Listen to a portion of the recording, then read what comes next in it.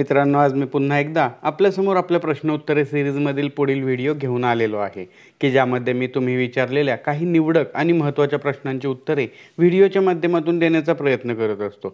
तुम्हाला देखील तुमच्या प्रश्नांची अशीच व्हिडिओच्या माध्यमातून उत्तरे घ्यायची असल्यास याच व्हिडिओच्या खाली कमेंट करून तुम्ही विचारू शकता। तुमच्या प्रश्नांची उत्तरे पुढच्या प्रश्न उत्तरे सिरीजच्या व्हिडिओमध्ये नक्कीच दिली जातील। त्याचबरोबर तुम्हाला आमच्यातर्फे कायदेविषयक सल्ला घ्यायचा असेल तर स्क्रीनवर दिसत असलेल्या मोबाईल नंबरवर व्हॉट्सॲप मेसेज करून तुम्ही कॉल बुक करू शकता। त्यासाठी नाममात्र सल्ला फी आकारली जाईल। नमस्कार मित्रांनो, कसे आहात सगळे? स्वागत आहे तुम्हा सर्वांचे माझ्या यूट्यूब चॅनल लॉ ट्रेझरमध्ये। पहिला प्रश्न आहे की कैफियत देताना काही महत्त्वाच्या बाबी राहून गेल्या आहेत, काय करावे? बघा, असे घडणे साहजिक असते की कैफियत देताना एखादी बाब त्यामध्ये लिहिणे राहून जाणे किंवा कैफियत दिल्यानंतर प्रतिवादीस एखादा असा महत्त्वाचा कागद किंवा दस्तऐवज मिळून जातो की त्यामुळे वादीच्या दाव्यास कलाटणी मिळू शकते। परंतु प्रश्न असा असतो की कैफियत अगोदरच दाखल केलेली आहे, तर आता या महत्त्वाच्या बाबी किंवा नव्याने मिळवून आलेल्या कागदपत्रांच्या अनुषंगाने नव्याने समोर आलेल्या वस्तुस्थिती कोर्टासमोर कशी मांडायची? तर बघा, कायद्यामध्ये म्हणजेच दिवाणी प्रक्रिया संहिता 1908 मधील ऑर्डर 6 रूल 17 मध्ये अशी तरतूद नमूद आहे की आपण कोर्टासमोर दाखल केलेल्या दाव्यास किंवा वादीच्या दाव्यास दिलेल्या कैफियतीमध्ये दुरुस्ती करून मागू शकतो। मग कैफियतीमध्ये दुरुस्ती कशी करायची किंवा या तरतुदीन्वये एखाद्या दाव्यामध्ये किंवा कैफियतीमध्ये दुरुस्ती कशी करायची याबाबतीत सविस्तर माहिती देणारा व्हिडिओ चॅनेलवर अगोदरच अपलोड केलेला आहे।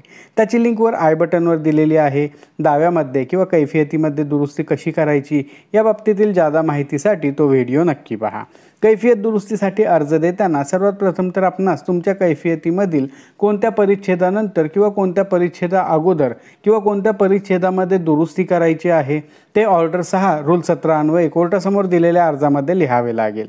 त्यानंतर तुम्हाला नक्की काय दुरुस्ती करायची आहे ते देखील लिहिणे गरजेचे राहते। त्यानंतर कोर्ट तुमचा अर्ज पाहून त्यावर विरुद्ध पार्टीचे म्हणणे मागवतात। विरुद्ध पार्टीचे म्हणणे आले की त्यावर दोन्ही पक्षकारांच्या वकील साहेबांचा युक्तिवाद ऐकला जाऊन तुम्हाला दुरुस्ती करण्यास परवानगी द्यायची का नाही द्यायची यावर कोर्ट आदेश करतात। अशी दुरुस्ती मंजूर करताना कोर्ट कोणकोणत्या बाबी पाहतात हा देखील एक महत्त्वाचा प्रश्न आहे। कोणताही दुरुस्ती अर्ज ज्यावेळेस मंजूर केला जातो त्यावेळेस एक पैलू खूप महत्त्वाचा असतो की जर एखादी व्यक्ती दाव्यामध्ये दुरुस्ती मागत असेल तर दाव्याचे मूळ स्वरूप बदलले नाही पाहिजे। तसेच एखादी व्यक्ती कैफियतीमध्ये अशी दुरुस्ती मागत असेल तर अगोदर दिलेल्या कैफियतीच्या मूळ स्वरूपामध्ये कोणत्याही प्रकारचा बदल झाला नाही पाहिजे। त्याचप्रमाणे अशी दुरुस्ती दाव्याच्या प्राथमिक स्टेजला करणे आवश्यक राहते। त्यामुळे तुम्हाला कैफियत दिल्यानंतर त्यामध्ये काही दुरुस्ती करून घ्यायची असेल तर या तरतुदी अन्वये तुम्ही तशी दुरुस्ती करून घेऊ शकता। पुढचा प्रश्न आहे की वादीचा पुरावा सुरू होऊन 6 महिने झालेले आहेत परंतु प्रतिवादी उलट तपासासाठी हजर राहत नाही, तर काय करावे? अनेक वेळा असेही घडत असते की वादीचा दावा एवढा योग्य, कायदेशीर आणि परिपूर्ण असतो की प्रतिवादीस त्यामध्ये कोणत्याही प्रकारचा बचाव म्हणजे डिफेन्स नसतो किंवा बचावासाठी काहीच वाव नसतो। मग दावा आपण जिंकणार नाही हे प्रतिवादी समजून जाते आणि प्रतिवादीकडे एकच बाब शिल्लक राहते, ती म्हणजे वादीचा दावा लांबणीवर पाडणे किंवा वादीच्या दाव्याचा उशिरा न्यायनिर्णय कशा प्रकारे होईल याचे कट रचणे। आणि यामधीलच एक भाग म्हणजे वादीने त्याचे पुराव्याचे शपथपत्र म्हणजेच ॲफिडेव्हिट दिले तरीही वादीचा उलट तपास घ्यायचा नाही, जेणेकरून वादी कंटाळून जाईल। परंतु कायद्यामध्ये अशा प्रकृतीला किंवा अशा स्वभावाला देखील तरतूद दिलेली आहे की कोर्टाने स्वतःहून किंवा वादीच्या सांगण्यावरून त्या प्रतिवादी विरुद्ध आदेश करायचा असतो। जसे की म्हणणे दिले नाही तर कोर्ट त्या प्रतिवादी विरुद्ध म्हणणे नाही असा आदेश पारित करतात। अगदी त्याचप्रमाणे जर एखादा प्रतिवादी वादीने सरतपासाचे प्रतिज्ञापत्र देऊनही वादीचा उलट तपास घेत नसेल तर मात्र कोर्टाने त्या प्रतिवादी विरुद्ध नो क्रॉस म्हणजेच उलट तपास नाही असा आदेश केला पाहिजे,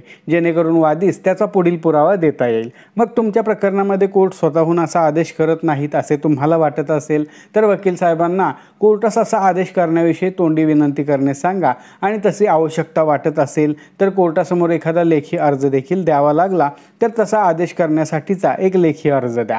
मग कोर्ट त्या प्रतिवादी विरुद्ध उलट तपास नाही म्हणजेच नो क्रॉस असा आदेश करतील आणि त्यानंतर वादीने एकतर त्याचा पुढील पुरावा द्यायचा अथवा गरज वाटत नसेल तर पुरावा बंद करायचा असतो। आता पुढचा आणि महत्त्वाचा प्रश्न आहे की फेरफार नोंदीसाठी तलाठी आणि सर्कल यांना किती पैसे द्यायचे?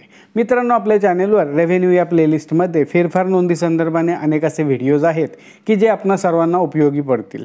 परंतु या प्रत्येक व्हिडिओ खाली काही कमेंट अशा देखील असतात की तलाठी फेरफार नोंदीसाठी अमुक एवढे पैसे मागत आहेत, सर्कल साहेबांना किती पैसे द्यावेत, कारण या दोन्ही अधिकाऱ्यांना हे माहिती असते की आपल्याशिवाय हा फेरफार प्रमाणित होणारच नाही आणि फेरफार प्रमाणित झाला नाही तर ती व्यक्ती आपणास पैसे आणून देईल। त्याचबरोबर या महसुली अधिकाऱ्यांना एखादे काम करण्यासाठी पैसे देण्याचे आपल्यापैकीच काहींनी सवय लावलेली आहे, परंतु माझे स्पष्ट मत असे आहे की या महसुली अधिकारी यांना हेच काम करण्यासाठी सरकार खूप चांगला पगार देते, त्यामुळे आपण त्यांना एकही रुपया न देता काम करून घेतले पाहिजे। परंतु ज्या पैशाबाबत आपणास पावती दिली जात असेल ती कायदेशीर रक्कम आपण नक्कीच भरली पाहिजे।